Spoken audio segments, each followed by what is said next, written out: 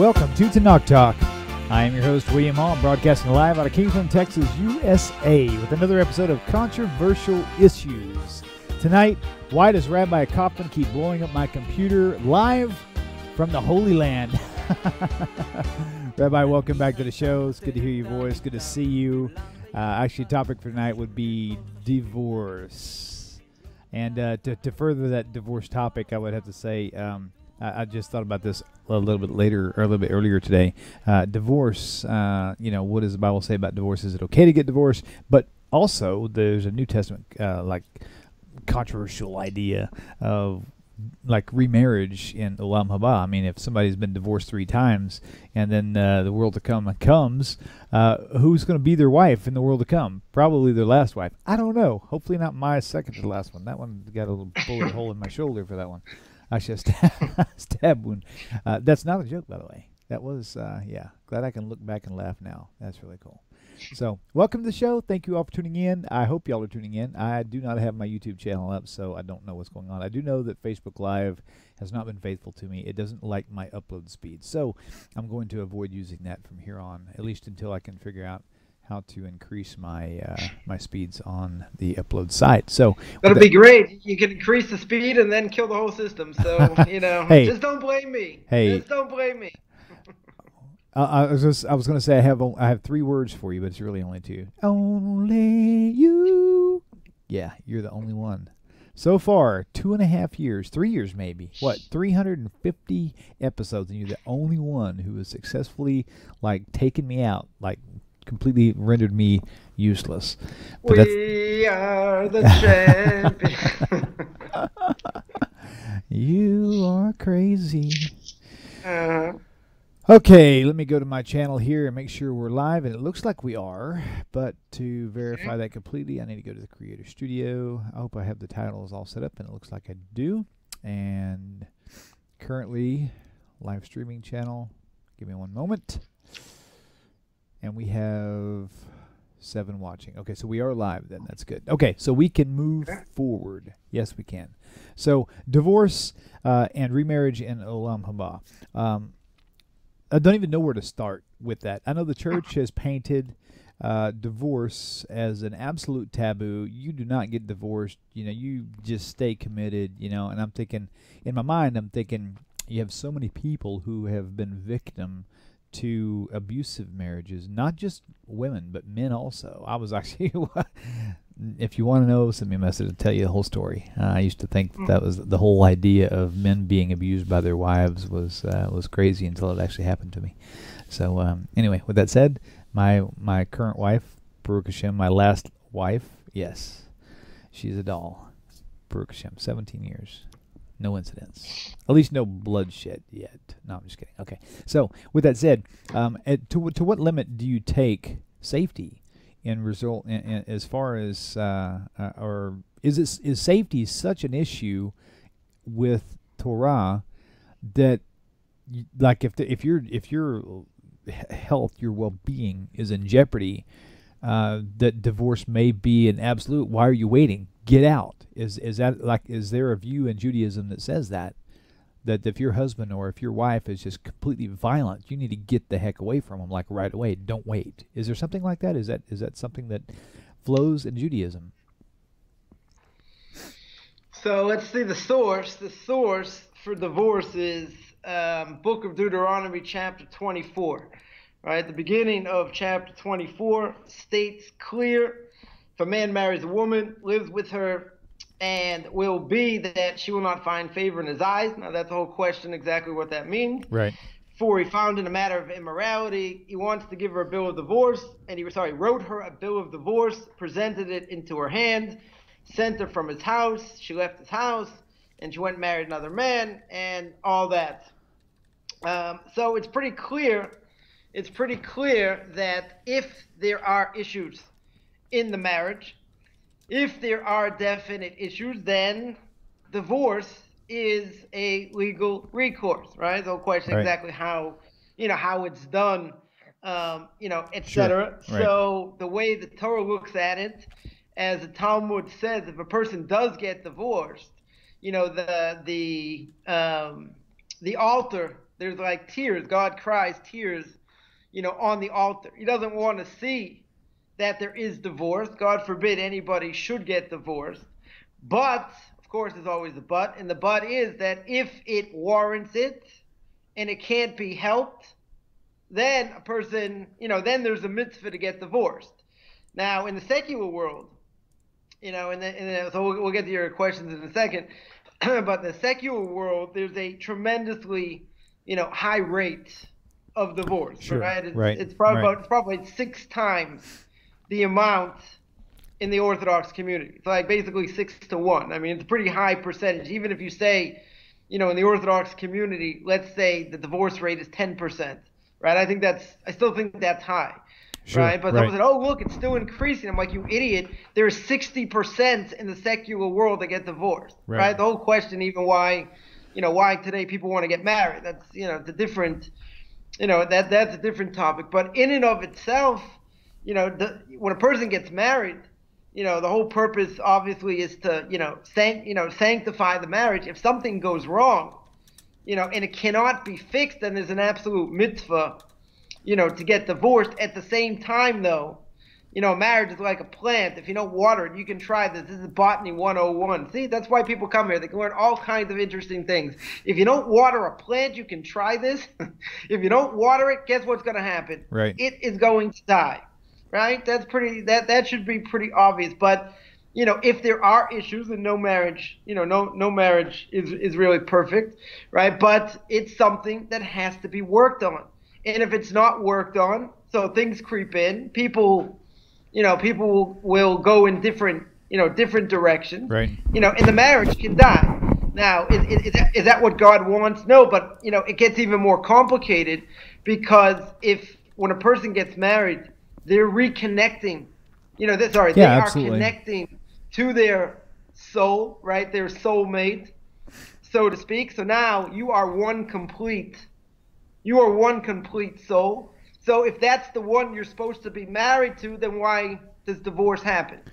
Why would divorce happen if you've met your 100% soulmate? Now again, even if this is your soulmate and this is the person you're supposed to be with, it doesn't mean 100% it's going to go straight and everything's going to go good, right? And everything's going to be easy. It's still something, that has to be worked on. I'll tell the following story. The first time, I ever sat with my, my Rebbe in his rabbinical court, so I sat there. Nobody really wanted me there, but since I had, connections, I was able to sit there and not open my mouth. The first case that came in was this, like, really messy divorce case. Like, it went on for, more than an hour. They brought in, someone to try and help out, and they interviewed him and said, what are the issues? And it was a whole big, both families were there. They're yelling and screaming, and, and I was like shell shocked. I was just like sitting there like, like, right. Yep. So one of the things that, that the rabbinic court judges asked, the one that, was helping out with the, we're trying to, mediate, what was going on between the husband and wife, so they asked him and said, is this possible? Is it possible to save, this marriage? So the answer was, if you take the parents out of the equation, right, the parents of these two people, and they're meddling, if you take them out, it can be saved. That's but if funny, right? If they continue to meddle, and stick their nose in where it doesn't belong, this marriage is finished. Right. So, so they wanted to determine, the rabbinical court wanted to determine if it's possible to save the marriage. Now, the question that you brought up, there's always a segue that we always enter into here, and the segue is, so what happens? Person's in, let's say the other spouse has mental issues. Let's say they have, let's say in your case, there are abusive issues. Now, if there's something to be saved, if there's something where it can be worked on, it can be helped there, through therapy and other things. So then that's one thing. If, there is no mitzvah to be in a, certainly in an abusive, an abusive relationship. There is sort of this, this catch-22 that people, who are in them, have it, find it very difficult to extract themselves, right? For any number of, it could be psychological reasons, it could be other reasons, whatever the case is. But in general, if a person's in an abusive, relationship, the first thing certainly that has to be done is there needs to, there needs to, help. Help needs to be gotten. If, person sits down, they go through therapy, they try and work it out. If after, you have to put it through a certain amount of time. It can't just be, well, I just went once, nothing happened, right? Nothing changed or whatever. A person has to find, certainly the right therapist or whatever, which is not an easy thing, in either case to do. But sometimes there's just no hope. Sometimes that, if a person, needs medication, they don't take their medication, or, for whatever reason, it doesn't end up working out. So again, you have to give it a certain amount, right. A certain amount of time. But there is no mitzvah, certainly, to be in that type of, relationship. That is, that's for sure. And right. Sometimes, when it comes to marrying someone, sometimes, issues like that don't come up, or they are hidden, right? So certainly in the way, Orthodox people marry off their children, they'll go through a matchmaker. They will, they want to find someone who are, similar, to their child or whatever, but you try and uncover as much possible information, as possible. Sometimes information can get hidden. Right. I know of, some stories where this, we can't say this information, about this person because it's Lashon Hara, can't speak badly. Well, why in the world would you not give over certain information if it's going to mess up this other person? Right. Oh, I can't say this person had mental illness. Well, if you put them, if you put them together, and I know of such a case where, a person was clinically depressed, and they're on medication, and it just so happened that information didn't get out, right? That information was not told to the other side, until, it came out later. So that is 100%, so first of all, it's not fair, and it's a recipe for disaster. The whole question in the process itself, it's really, again, not the topic, but, when a person is supposed to give over that type of, medical information, et cetera. So somebody doesn't get messed up, but certainly, certainly to answer your question in a tremendously roundabout way, if somebody is in that type of relationship, ASAP, a person has to get help. If the help is not warranted, the person doesn't want to go, or it doesn't help, or you don't find the right person or whatever, then is the question how much a person has to take. So, if a person grows up in the church and, and divorce is taboo and it's forbidden and it's icky and it's got spiritual cooties and, all these other different things, then, they'll say, well, that's your destiny. You are stuck. Well, the Torah doesn't believe in that. I mean, again, there will be, tears that go on the altar because someone gets divorced. But we just read from Deuteronomy chapter 24, it's clear as day, if someone is, someone needs to get divorced, then, all things being equal, then that is what is supposed to happen. Right. If there's no other recall, if there's no other way, and it's not a great thing by any, by any stretch, and it's complicated if you have kids and, all that, that's definitely true, and things have to be sorted out, and, all kinds of things that go into it. But at the same time, if it needs to be done, it should be done, right? A person has to go to the right sources, the right channels, or whatever. But right. Within Judaism itself, it's clear if it needs to be done, it should be done. Nobody has to be in a bad relationship, but it's something that the secular world doesn't understand. Right. And the secular world doesn't understand. You have to work at it. And today, even in the, Orthodox circles, there are more people getting divorced, at young ages because if life gets hard. Yeah. And things happen, people do not want to work on it. For someone to look at themselves in the mirror and say, hey, where'd that gray hair come from? They look in the mirror and they say, like, this is a real hard thing. Right. Well, marriage is a serious thing. It's not, some people think it's like a 5-year option to renew. Maybe. Maybe it's a 2-year option to renew. Maybe it's a half a year, but trade in for an upgrade. I heard a great rabbi once say, how do you kill a great romance? Get married. So wow. it's something like anything else. If it's worthwhile, you have to work at it. I just did go ahead. an internet search. What is the divorce rate in Christianity? Because I was kind of curious. And it says USA Today published a statement said that 42% of married Christians have gone through divorce as Christians. 42%. That's crazy. Wow. Mm-hmm. So it's like but in the secular world it's higher. Yeah. Right. Actually, I don't know that I don't even know that that's true. I mean, why? Just because out of all the people that I know, I have a lot of secular family in Oklahoma that don't even associate with Christianity, and they've been married for years and years and years and years and years. Just like I don't know. It's just I think it may be just kind of like, even.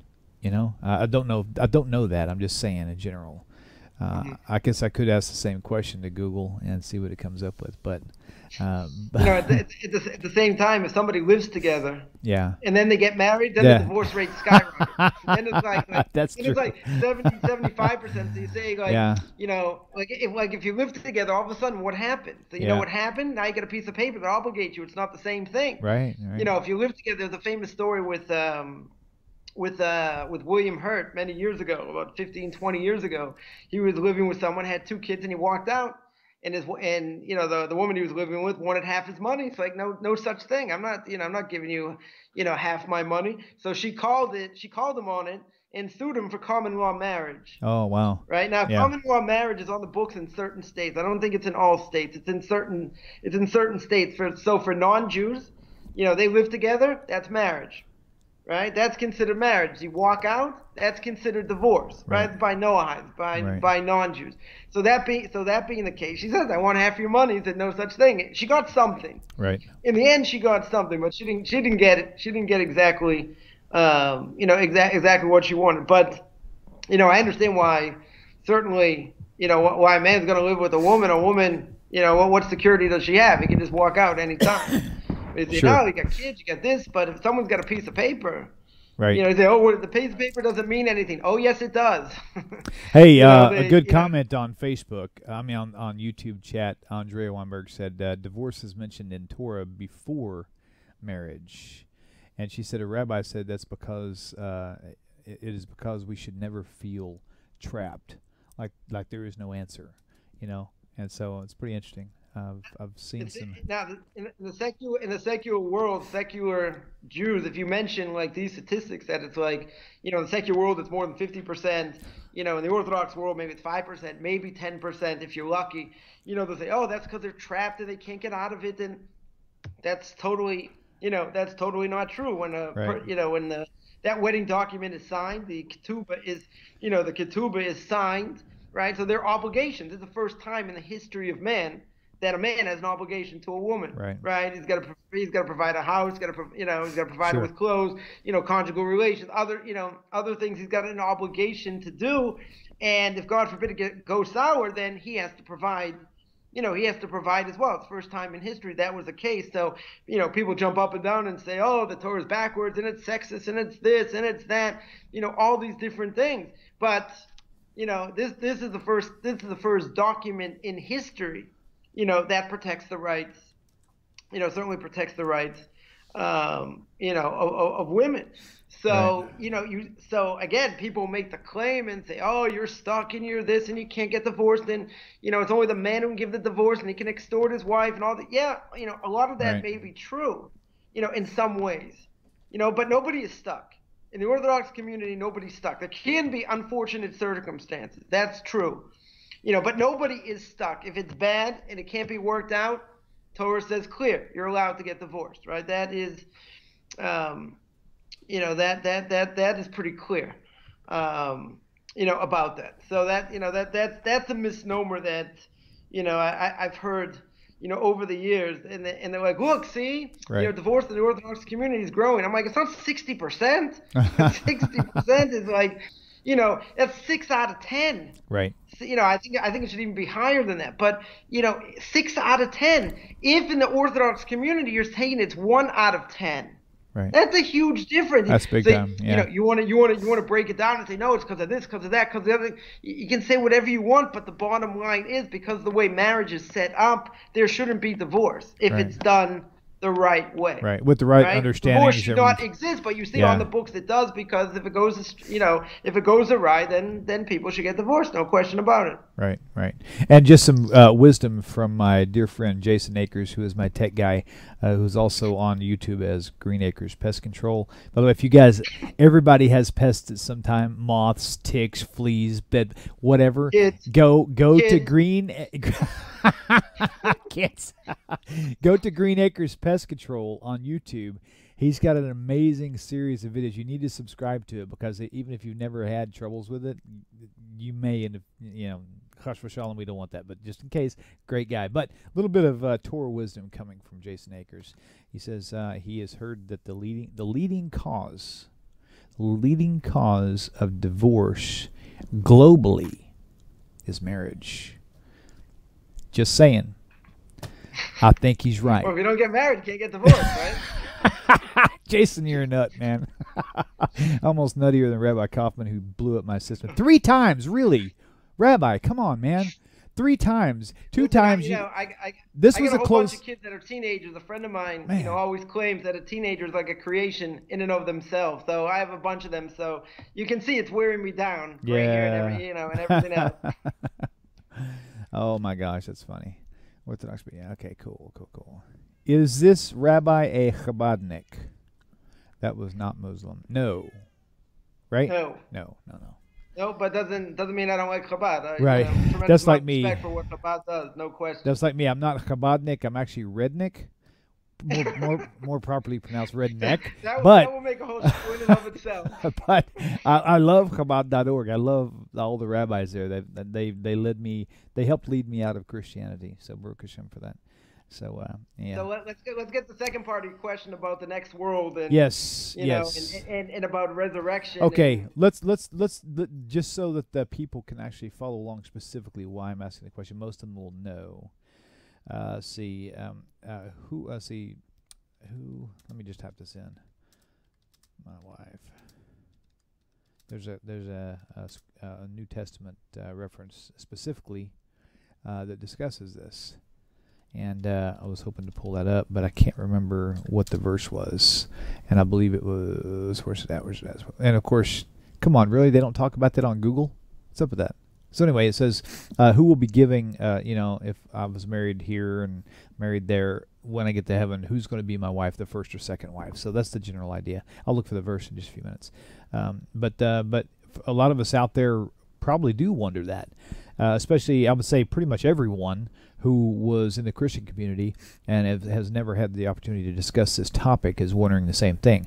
This is my third wife, the only one that I actually love. So I'm hoping that she'll be the one that if it even works that way. But see, Jesus said something that they're not even given in marriage or whatever. There's no marriages or people given in marriage in the world to come. That's what the New Testament says. So what is the view with Torah, Tanakh, and with Judaism in general? Well, it's interesting that we mentioned before that when a person gets married, and when I was engaged, there was a book that I was going to read. I didn't really get past the introduction. It was a book by Vari Kaplan called Made in Heaven. Okay. And in the introduction, he writes there that, this is such an important decision. It doesn't just affect you, it affects your wife and affects your kids and, like all future generations. I'm like, who, me? And I shut the book. I was like, wow. I was like, that's too intense. I'm like, what, are you kidding? I'm like, I'm just going to get married after, learn about different things or whatever. But, that's like, that's like too intense for me. So, you have to understand when, when a person comes down to this world, they're coming down with pretty much half a soul, and they have to, they have to connect, to their other half. Now, if a person meets their soulmate, right? So, if they meet their soulmate,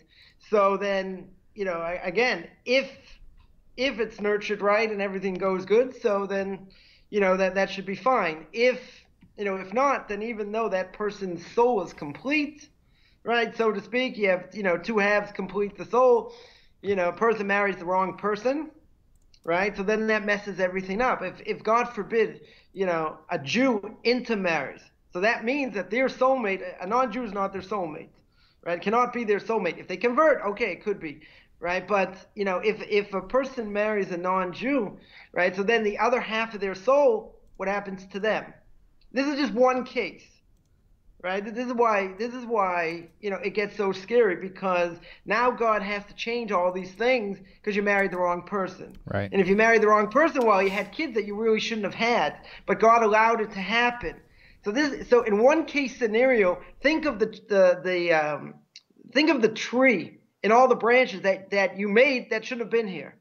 And thinking about the other side, the other half of the soul that also doesn't marry the right person. Right? They're also going to, they also end up marrying the wrong person. So look at, you're taking two people, right? Two people, the repercussions are catastrophic. Totally. That's about intermarriage, right? Now, intermarriage, 60-70%, right? So that is absolutely catastrophic. Now, what if somebody, let's say they marry a Jew, right? A Jew marries a Jew, but let's say they also don't end up, marrying the right person. They get married for whatever reason, but they end up marrying the wrong person. Right? If they end up marrying the wrong person, similar things. So, question could be, how could it be that, if someone gets married, how could it be that that's not their soulmate?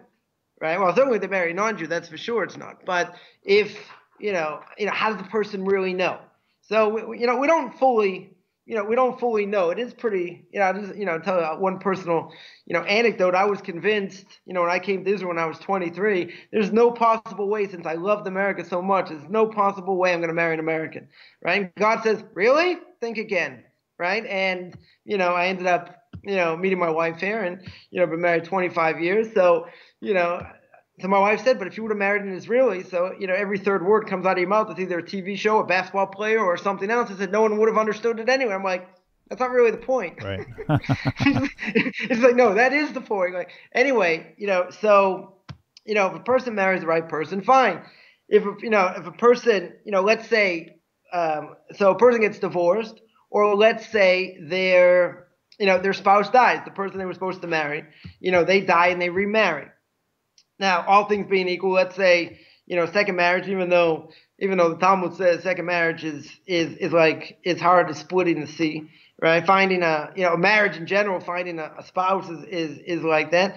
Finding a second spouse, that's going to be as good as the first spouse, let's say, all things being equal, that, the statistics go through the roof.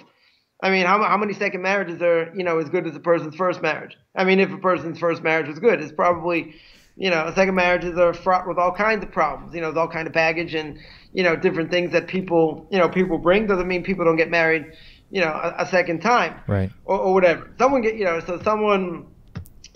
gets divorced, which is most likely the case. So when it comes to the next world, right? When it comes to the next world, there's a whole question. The whole question, what body does that person come back? If they come back, a person has to merit having a portion of the world to come. And even if they merit a portion of the world to come, is the whole question when the world to come is. Right. Is it after the Messiah, before the world gets destroyed, and then the world comes back, and then there's resurrection, or does resurrection happen before, and then there's the world to come? Right? There's a whole question exactly. How that's all set up. But, again, even if a person merits coming back to this world and getting resurrected, what do they look like? Right? Because this is not the first time they're probably here. You go back to when we spoke about reincarnation, a person's probably been here, 3 times, maybe 4 times, tops. So they've been in different bodies. So the question is, as is brought down in the Zohar, when it comes to Kabbalah, that a person is going to come back in this world in a different type of body. So I remember I asked my Rebbe this. I go, what does that mean? He goes, how do I know what it means? He said, I haven't met anyone who's been in that world and never come back. So he said, just know it's a different, it's a different type of body. So being obnoxious, I said, so what does it mean? He goes, did you hear what I just said? I don't know anyone who's been there and come back. Right. He said, it's a different type of body. That's it. Fine. Now, this different type of body, as I've heard, rabbinic scholars say, that probably the closest body that a person was in that helped that person reach their spiritual potential, that's probably the body he's going to get up, right? If he has the merit to get up, probably that body that helped them the most, reach their spiritual potential, that'll be the body that's going to help him. That's going to be the body that, they'll get up in. So, how do we know which one it is? I mean, nobody knows. It's, as we mentioned, we don't know about past life experience. We don't know, what we look like or whatever. I told one of my rabbis very much steeped in Kabbalah, said if I ever get a hold of, my reincarnated soul, he said, I'll grab him by the throat and whatever. He said, listen, if you looked at him in the mirror, you wouldn't know who he was. And I'm like, what are you talking about? I'm like, that's not funny. really the point. He goes, that's exactly the point. He said, it doesn't matter what you've gone through. If you'd look at him in the face, you'd have no idea. No idea. I'm like, all right, I got the point. So someone, so there's a whole question in the world to come in general, what it's going to look like, right? It is, according to the Rambam, according to Maimonides, not going to look any different than what it is now, right? It's going to be very similar. Others say it's going to be totally different. It's going to be more of a spiritual world, right? So if, according to the Rambam, it's kind of like what we're doing now, which is that nobody has an evil inclination, right? So, then we can keep doing the shows. No one will hate me. Everyone, just love every single word that comes out of my mouth. So that'll be good. My ratings will go up. But, no, that's fine. If it's supposed to be like that, right? Like everyday life, even though we're not going to have an evil inclination, it could be that, that person who, helped represent that connected soul, right? In other words, that other half of the soul, that's the person they're gonna, that's the person that they should, they should be with. Now, again, even if they marry someone else, even the person dies, they marry someone else, and they have, a great relationship, etc. Most likely, it's probably going to be the first person that, the first person that they loved, and made that very strong impression. Because again, usually, no matter how good a second marriage is, it's never, it's probably, doesn't compare to the first marriage. And that, a person's first, certainly a person's first love, again, all things being equal, that, everything was good and, whatever. But it's, let me ask you. It would seem that those two halves connecting, are going to be that soulmate. Now, even a person gets married a second time, so what about, so that half of the soul sort of, is gone. So the other, that other person, fulfills that. So then there's a whole spiritual, question. Can that second soul, also be your soulmate? Why shouldn't that be the case? Because they're taking over for the first soul. So it could be a person has more than one soulmate, right? That, obviously not at the same time. Not enough room in the person for that. Imagine the souls fighting. It's like, no, it's mine. No, it's mine. They're fighting it out. But in general, you should have the, there is such concept. There is definitely such a concept where you can have, more than, potentially more than one, soulmate. But second, if as the Talmud says, finding your soulmate, is as hard as, for God is parting the sea, which that definitely needs further explanation because God can do anything. So he can also find a person's soulmate. But, nonetheless, finding a second soulmate, the statistics just went through the roof. I mean, to find, somebody that they're going to get along with and, everything else, second time around with all the baggage and everything else that a person went through, that's not a very simple thing. And I think if you look at, yeah, go ahead. I want to throw another scenario out. Of course you're going to. I had no doubt. That's why I'm sitting down. Go ahead. Go for it. Okay. So the idea that when the world to come happens and we're in this heaven mindset whatever we perceive that to be. Will there be? I'm going to ask you some questions, but I don't want you to give me long answers. I just want a really quick answer because I'm going somewhere with it. Yeah, that's really odd request. I know, especially for you. So I want you to explain me all the secrets in the universe. You have 30 seconds. Exactly. So in the world to come, will there be sin? Will everything be in harmony? Because I mean, the whole idea in Christianity paints it when there's not going to be sorrows, not going to be pain, no suffering, and and the whole heaven idea is, if there's any truth to that in Torah Judaism, then let's say that the person did have 3 wives, and let's say he didn't like his 3rd wife. He wished he was still married to his 2nd wife. Well, logically speaking, would be, well, when you get to heaven, then whichever one you wished you were with, that'll be the one that you would actually be with. So does that jive in Judaism, or is there just not any information? I mean, I can accept the answer that there's just not any information on this topic. It's just, I mean, a lot of this is based and pretty much steeped in Kabbalah. Okay. There is a lot of talk in Tanakh, about the world to come, and the Rambam says, we can't try and figure it out because, there are contradictions all over the place, right? There are contradictions in Tanakh all over the place, and so someone once asked me, they said, like, what's your opinion on all this? So there's a book, not in English, written by Rabbi Chaim Friedlander, Zecher Tzadik Livrocha, his name be blessed. He was the spiritual mentor in the Panovich Yeshiva probably about 70, 80 years ago, and he wrote a number of works on the holidays, etc. And he also wrote about belief in God and Emunah, these type of things. And one of the things he wrote about is about this whole idea about what's going to be. What's going to be in the world to come, and he brings a lot of different opinions from the earlier commentators, the later commentators, and basically there is a tremendous divergence of opinions.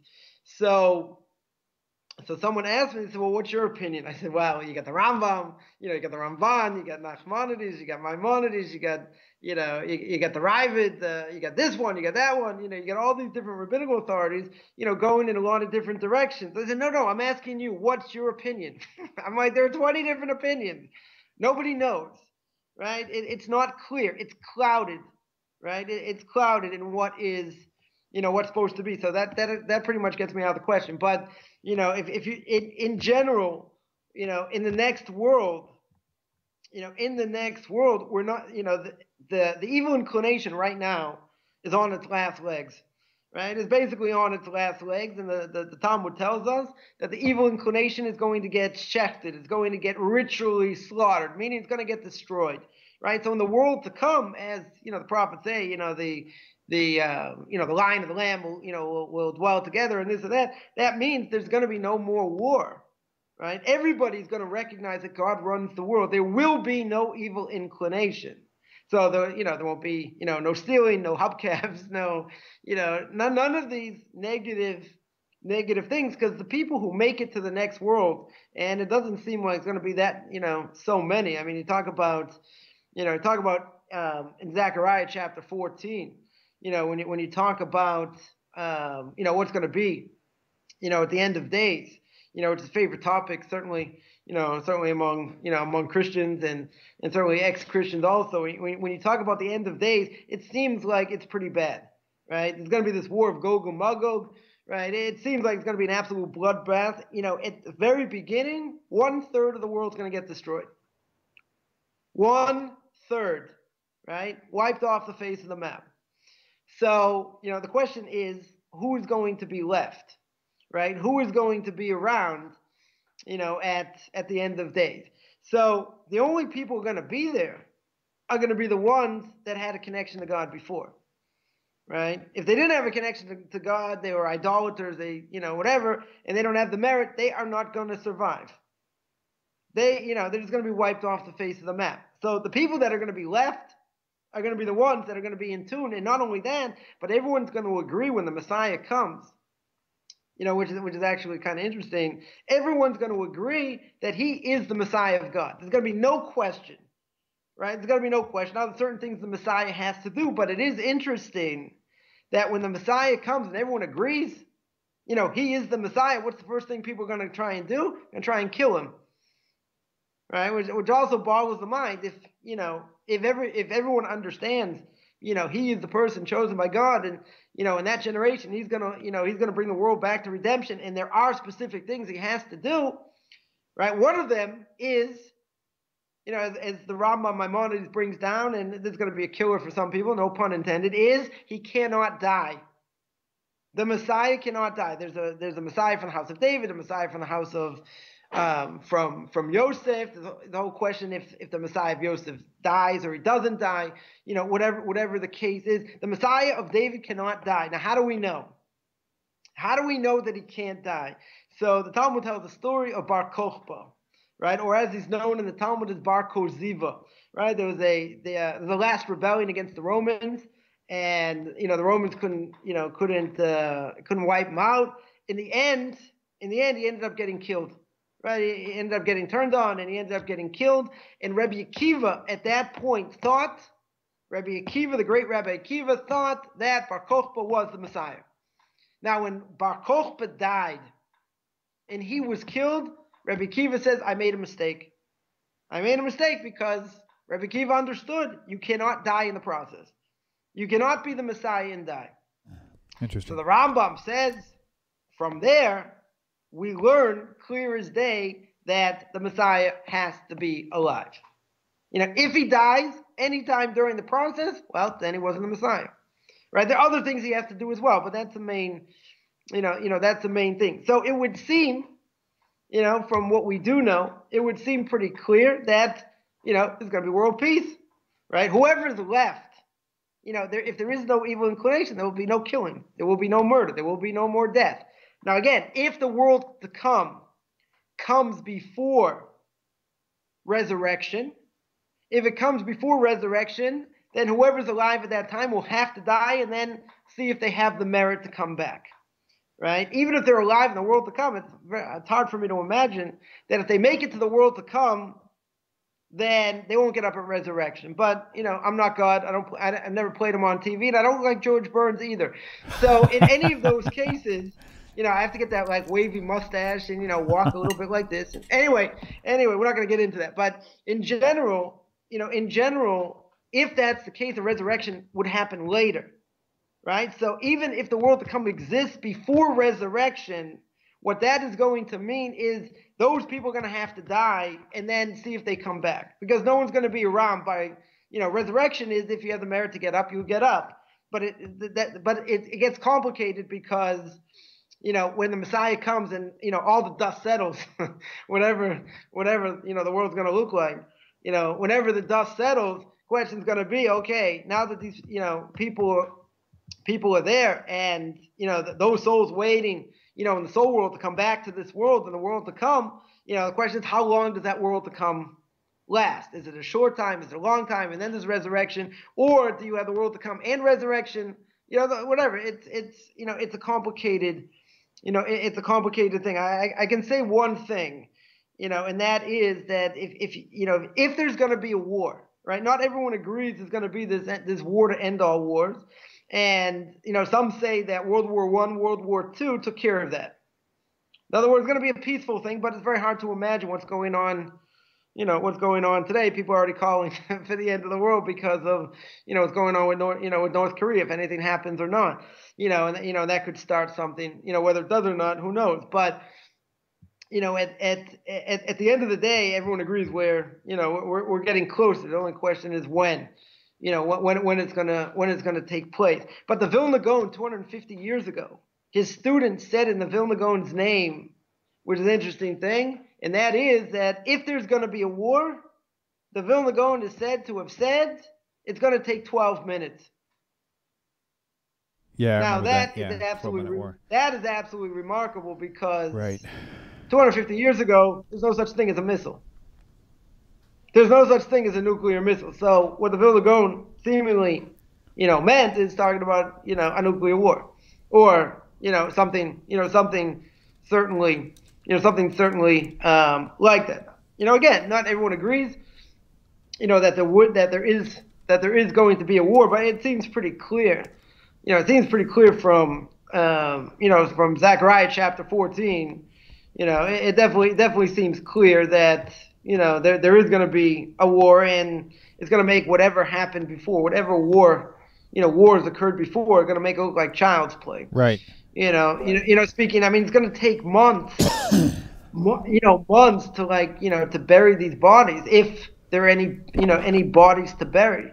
I mean, if you look at the rhetoric in Tanakh, it doesn't look pretty. So someone says, okay, what's your opinion? So I'll tell you, whatever it's worth, I would say beyond the shadow of a doubt, I shouldn't say beyond the shadow of a doubt, but, if you read the verses in Tanakh, it looks pretty clear it's going to be some major bloodbath, right? That is the way, that's the way it sounds. Right. Does it have to be that way? The Talmud says no. If we do what we're supposed to do, it's very peaceful. If not, then God can put up a king like someone like, Mr. Haman himself, Mr. Haman, and everyone's going to do tshuva. The Jewish people will repent, and then the Messiah will come that way, right? So if you would ask, and if I was a betting person, and you'd say which way is it going to go, I'd probably say the latter more than the former. Sure. Right. The world's not getting better. It doesn't seem like it's getting better in that, in the next 20, 50 years or whatever, that, everyone's going to be doing the right thing, and that's going to bring the Messiah. Could happen. Maybe I'm just a pessimist. Look, the Cubs won the World Series, so anything can happen, right? So therefore, could everyone do the right thing and be on the right path when the Messiah comes in a great way? Absolutely. Right. But, if you look at what's going on outside, just in general, that's very hard to imagine. So, what's going to be, how it's going to be, it's all clouded. It's all clouded, definitely, in mystery. The real question is who's going to be left. When the smoke clears, who is going to be, who's going to be left. It's not going to be a high percentage.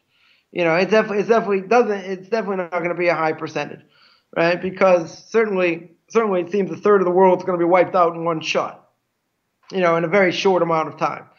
So, the way the Malbim, one of the great commentators about 100 years ago, sets it up before 9/11, you wouldn't have even imagined. You would have thought he was a crackpot, right? Because, what he sets up in Zechariah is that you're going to have Edom, which represents the Western world. Esav is Edom, right? Esav is called Edom, and Edom represents the Western world, and they're going to fight against Yishmael, right? They're going to fight basically against the Muslims.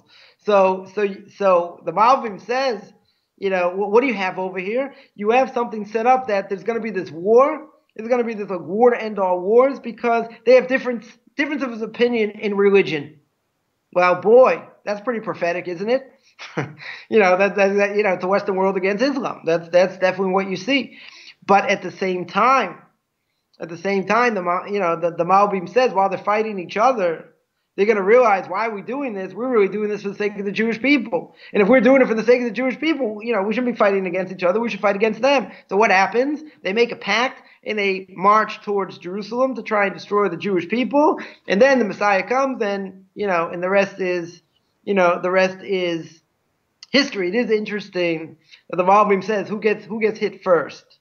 According to the Malbim, seems to say that anywhere close to the land of Israel, they're going to get hit first. Iran, Iraq, Egypt, like all these places, they're all going to get wiped out first. Now, one of my rabbis, very much steeped in Kabbalah, told me a few weeks back, said that his Rebbe in Kabbalah said that, because of everything that happened in Europe, it looks like Europe's going to get wiped out first. But, that's definitely against, the Malbim. But, nobody knows. Again, it's pretty much, clouded in, secrecy. The people who know aren't talking, right? The people who know are sitting there flapping their gums. Now, sure. There's a medrash.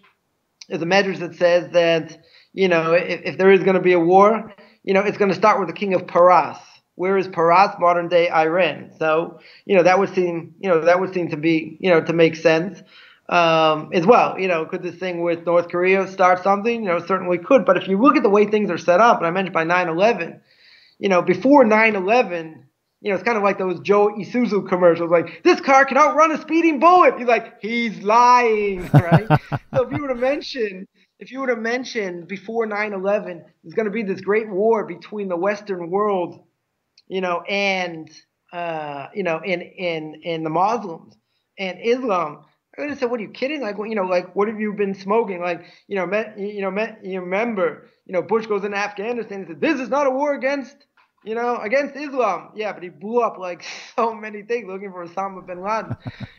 So at the same time, without 9/11, we wouldn't have, you would have looked at this Malbim. You said, okay, that's very nice. When's that going to be? That's his opinion. We'll see what happens. Before 9/11, it's not even a reality. 9/11 happens, all these different things start, these ducks start lining up in a row. This is an unbelievable thing. Now, it can happen at any time. So, the world is just a powder keg waiting to, basically waiting to erupt. So, again, if I was a betting man, I would say, yeah, it's going to start in the Middle East, and that's where it's going to go, or, whatever the case is. So, when it comes to that, once the dust settles, then everybody, whoever survives, are going to recognize, that God runs the world. Non-Jews won't be able to convert, but they're going to do God's will, whatever their obligations. Whatever their obligations are going to be, because they can't say all of a sudden, now I want to convert. I've seen the light. Well, it's too late, because once you've seen all the miracles and you survive the miracles, that's it. Your free will is taken away. Same thing by the time of King Solomon and David. There were miracles going on left and right. So I want to convert. Why do you want to convert? You want to convert because you see the Jewish people now are on top, and there are all these miracles that happened for them. So, when you look at it in those terms, free will is going to be taken away, right? Everyone's going to be doing the will of God. So, back to the original question, is there going to be all these other things going on, all these terrible things? That's going to go by the wayside, right? Because everyone's going to be doing what God wants them to do, and there will be world recognition. This is the Messiah. This is who he is. This is what's going to happen. And, kind of like Cold War breaks out, that's, everyone's going to recognize this is the reality and, do exactly what God wants. What God wants at the same time doesn't look like, you read these verses, in Tanakh. It does not look pretty. It definitely does not look pretty at all. And hopefully, we'll be some of the ones that are actually, going to survive. But, this is why in this time, a person has to work on their belief in God as strong as possible, because what we see in the outside world is pretty scary. And, if someone's in tune and they're doing what they need to do, they have to let God do what he needs to do. Also as crazy as that may seem. So, how it's going to end up is pretty much anybody's guess. At the same time, it's just a matter of when and who is going to be the components, to actually start it, and then everything just sort of goes haywire, and that's not a leap of faith. That's not really that hard to fathom when it happens. Okay, so we'll place bets. We'll place bets when it's going to be, but people have made claims before, and doesn't mean they're right. Right? Definitely doesn't mean they're right, and people have been wrong. So, it seems some say it's going to come out of nowhere, right? Totally out of nowhere. Other people say it's going to be, it's going to be more systematic. We'll see. We'll see. We, everyone right now seems to have a front row seat, and where, when, and how. Those are the three major questions. What's going to be at the end. So hopefully that answered the majority of your questions. All right, it took me 10 minutes to get there, so you cut me some slack. But yeah, that's what I think about that. You did good. You did real good. Yeah. I guess who was it that said that? You did good, kid. You did real good. Some you could have been a contender. Wow. Well, it's been a good episode. I'll send you a private message on the next possible topic for next week, for 2 weeks from now. So had a few ideas along the way. So I really appreciate everybody tuning in and watching, and keep up the good comments and stuff, and see a lot of activity on the YouTube chat, and that's really good. So just remember, be respectable to each other, to all religions. There's new people will come to Tanakh Talk on a regular basis, and actually view it for the first time. They may be concerned. They may throw out concerns. Don't necessarily jump on them thinking they're trolls right away. I mean, they may end up being trolls, but hey, I was a troll at once, so have a little mercy. Well, if they come the first time and they come to the show, that's bad news. If they come back, I feel their pain. They can throw other things on me. I'll take it, no problem. And by the way, just to clarify, you almost took me out for a third time. You've done it twice already. I don't know, today, thank Jason. Listen, I'm still batting 66%. That's pretty good. 67%. Hey, Jason Akers was my kryptonite for you. He neutralized the situation. Thank you, brother. You're a miracle worker with Go on, give him computers. 3 more plugs. He just saved you. And with bugs. So that's good, man. We've had a good show. I think we really covered a lot of really important issues, and yeah, so if there's more questions, feel free to message Rabbi, or you can try to send me a message to knocktalkquestions@gmail.com. And if it's something we can roll on to next show, we will. Otherwise, we'll move on to another topic. If you have any recommendations for a new topic, controversial topic, of course, send it to the same email address. Again, I'll repeat, Tanakh Talk Questions, TENAK, Tanakh Talk Questions @gmail.com, and that's where I will be able to find your recommendations. So anyway, Rabbi, it's been fun. It's good to see you again. Good to see all of you guys, and look forward to seeing you all again on the other side. Shalom Aleichem to you all, and see you later. Shalom, shalom. Shalom, shalom. Take care, everybody.